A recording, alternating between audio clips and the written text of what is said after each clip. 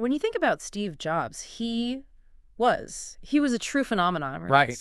A college dropout who manages to create a corporation that, well, for a time there, becomes the most valuable company in the entire world. It's an incredible story. He was this total paradox, an intense, spiritual idealist, but also just this notoriously ruthless businessman. Exactly. He wasn't just selling you a computer chip. He was selling culture. He was selling an identity. This whole idea of revolution in a box. And if you really want to get to the heart of how he did that, you have to talk about his secret weapon, the thing his own team both admired and kind of dreaded. The reality distortion field. That's it. It wasn't just him being charismatic. It was this almost gravitational pull he had. He could convince anyone, and this is a crucial part, he could convince himself that a completely impossible task was not only possible, but doable by next Tuesday. And that intensity is just legendary. But, for this deep dive, that's not really our mission. We're actually going to shift the focus completely away from the big, shiny product launches. Right. We're going to look at the most brutal, the most humiliating period of his entire professional life, those 11 years, from 1985 to 1996. His time in exile from Apple. And that's the key, because that period was the crucible. It's where the volatile young genius who was brilliant at starting things got broken down. Yeah. And was forged into this disciplined, strategic innovator who knew how to finish them, how to turn them into these world-changing empires. We're here to really extract the lessons he learned from failure. Okay, so let's start at the beginning. The early genius that actually gave birth to Apple. It was this perfect combination, really. You had Jobs' almost Zen-like obsession with aesthetic simplicity. And you combine that with Steve Wozniak's brilliant, accessible engineering. Exactly. And that combination gives you the Apple II, which was just a foundational triumph that put them on the map. But as soon as they were on the map, Jobs immediately pivots. His intensity shifts entirely to one thing. The Macintosh. The Macintosh. That machine was his passion project. It was his obsession. He was in every meeting, micromanaging every single detail, demanding absolute perfection because he believed it would completely redefine personal computing. And he knew he was the visionary, but he also kind of knew he wasn't the guy to, stabilize a massive corporation. He needed an adult in the room, as they say. Right. Which leads to that famous story, the recruitment of John Scully from Pepsi. He hits him with that iconic line. Do you want to sell sugar water for the rest of your life or come with me and change the world? I mean, how do you say no to that? You don't. It was a successful seduction, but it immediately set up this intense conflict. The Mac launch, for all its revolutionary marketing, it wasn't a commercial slam dunk at first. No, it was expensive. It was very expensive. And Jobs' volatility, his refusal to compromise on anything, his often destructive way of managing people, it just started to burn out the company and the board. He just wouldn't bend his vision for what the market was actually asking for, would he? He wanted this beautiful, perfect, expensive machine when the market really just needed volume and affordability. And that set the stage. By 1985, the tension was it was unbearable. Scully, the CEO that Jobs himself had hired, had a choice. Manage the chaotic founder who was disrupting everything. Or stabilize the company. He chose to side with the board, and they started to see Jobs not as an asset, but as a critical liability. And we have to really appreciate the scale of what happened next. The betrayal, the humiliation. Jobs, the co-founder of the company at just 30 years old, is effectively stripped of all his power. All of it. He later said being fired was just devastating. Yeah. He felt like his entire adult life, this identity he had built around Apple, it was just over. It wasn't just losing a job. Yeah, no. It was an existential loss, a very public, very crushing betrayal. He had poured every single piece of his identity into that company, and he felt like they had just thrown him away. It is fascinating, though, how that kind of intense pressure can reveal someone's true character. Mm-hmm. We know he thought about leaving tech altogether, maybe going into politics or just disappearing. But that drive, that almost spiritual need to create something, that just never went away.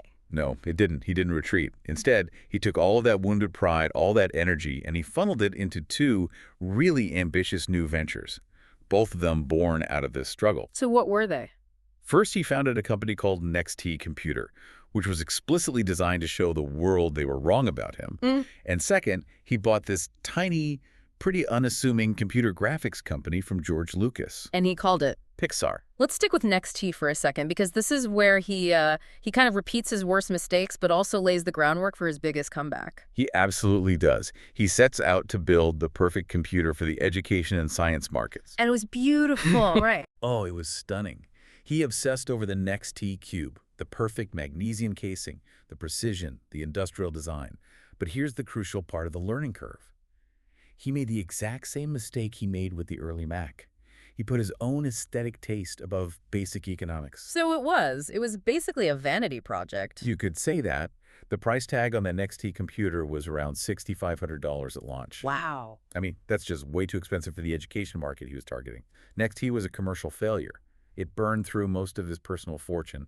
He had to learn these brutal lessons about manufacturing, sales, and maybe most importantly, cost control. So the lesson wasn't just about creating something beautiful, it was about discipline. The old jobs could design the best thing, but the new jobs had to figure out how to make it profitable. Exactly.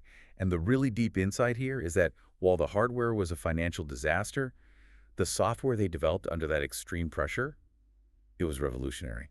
The operating system, Next T-SEP, was light years ahead of anything else. Okay, so you can't just throw out a term like next step in a deep dive without giving us the details. Why was it so far ahead? What actually made it so robust? So it really boils down to two big technical leaps. The first was its foundation. It was built on something called the Mach kernel, which just meant it was incredibly stable. It didn't crash like everything else did back then. Right, the blue screen of death. Exactly.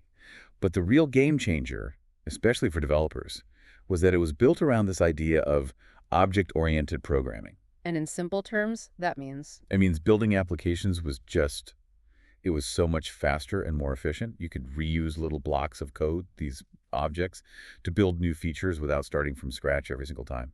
This software, built for a failed computer, would become the core of Mac OS X and later iOS. That is just profound irony. And while he's hemorrhaging cash on this beautiful computer he can't sell, he's also struggling with Pixar. Oh, big time. It was not the animation powerhouse we think of today. Far from it. So what was it? For almost a decade, Jobs basically kept it on life support with his own money. It was just bleeding cash, surviving on small consulting jobs like making expensive animation software for other companies. It was a long, soul-crushing period of failure. But this is where the persistence pays off.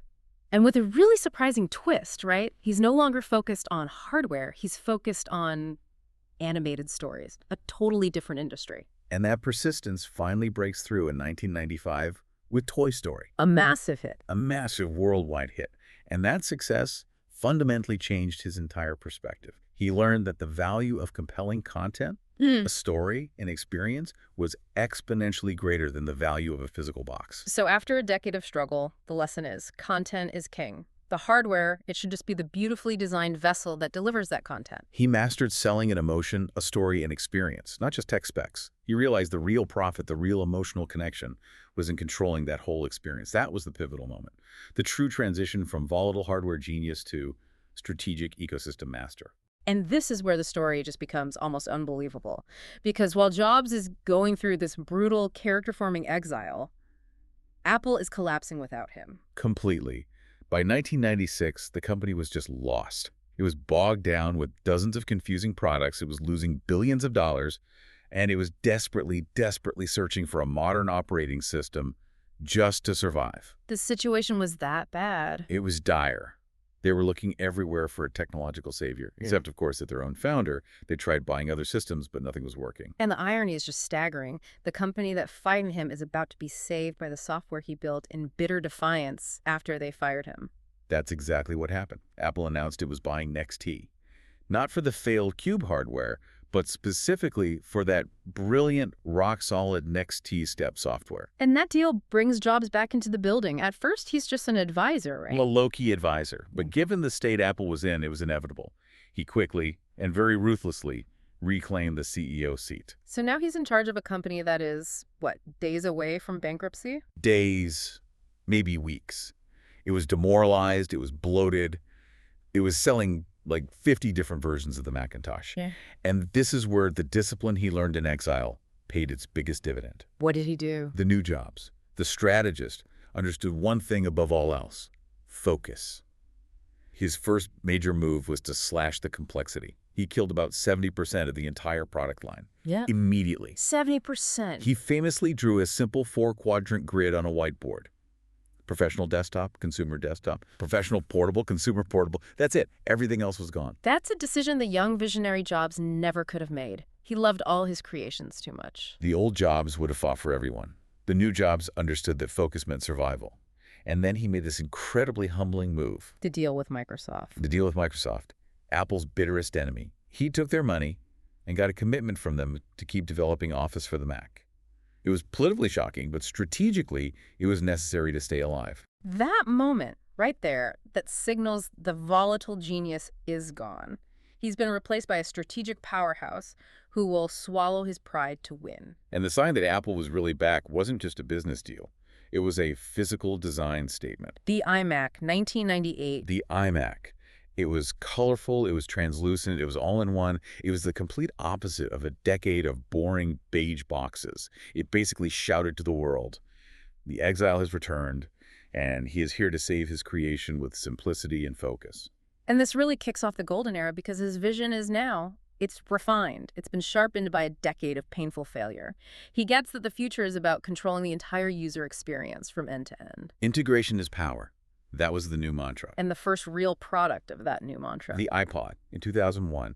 And it wasn't just the sleek, elegant hardware. The crucial piece was the software, iTunes. He saw the music industry struggling with piracy, and he offered them a controlled, integrated, beautiful ecosystem. We take that integration for granted now, but why was it so revolutionary back then? Because the whole tech world was fragmented. You'd buy your computer from Dell, your software from Microsoft, your music player from Sony. Jobs realized that if he controlled the hardware and the software, he could deliver a seamless experience that no one else could touch. And that all culminates in his masterpiece, the iPhone, in 2007. It wasn't just a new product. You have to see it as a synthesis of his entire life's experience and all those lessons learned in exile. How so? Well, think about it. The aesthetics, that obsession with user experience, that goes all the way back to the calligraphy classes he took in college.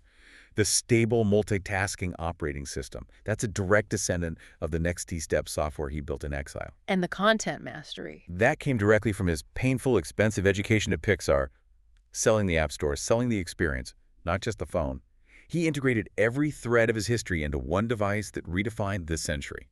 His conviction, forged in betrayal, it never ever wavered. And that really is the core takeaway for you listening to this.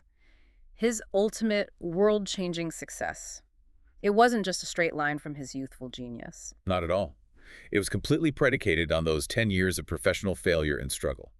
That time away forced him to learn the discipline, the focus, and the economic realities that he just didn't have the first time around. Jobs retired in 2011, leaving behind this incredibly complex legacy. A true visionary, but also an incredibly difficult man. But the lesson he left is so vital. Failure is not final. His greatest innovations, the things we remember him for today, they only happened after that brutal period of professional humiliation. That crucible didn't just save Apple, you could argue it saved him. It forced the volatile young genius to shed his recklessness and evolve into the focused, strategic powerhouse we remember. So here's something to think about. What crucial discipline did you only learn after facing a major failure?